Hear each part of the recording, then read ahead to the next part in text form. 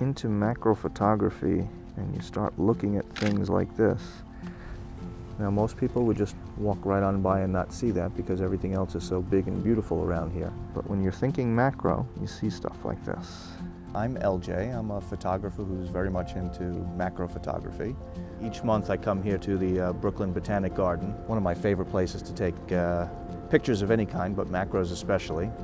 The depth of field when you're doing macro photography is typically very, very small. So you only have a small sliver of focus that's in your photographs. Trying to get that where you want it to be, trying to get it large enough to show the picture that you want to show, those are things that you have to take into serious consideration. I do have a decent tripod with a geared head, so it allows me to do lots of very small adjustments.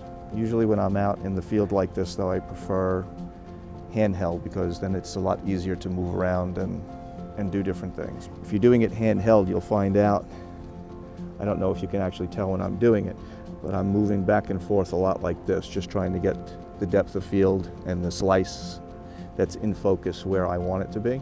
Another thing that's very difficult with macro photography is the positions that you have to get into. To get the shot, sometimes you have to really kind of contort yourself.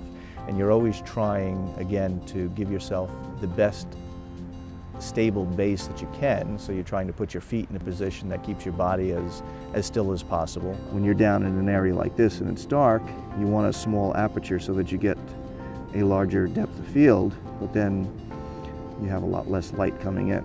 So the ISO winds up going up, and you have to be a little careful to make sure that you don't get too much noise in your picture. And I'm hanging out here because I just don't think that I'm done yet.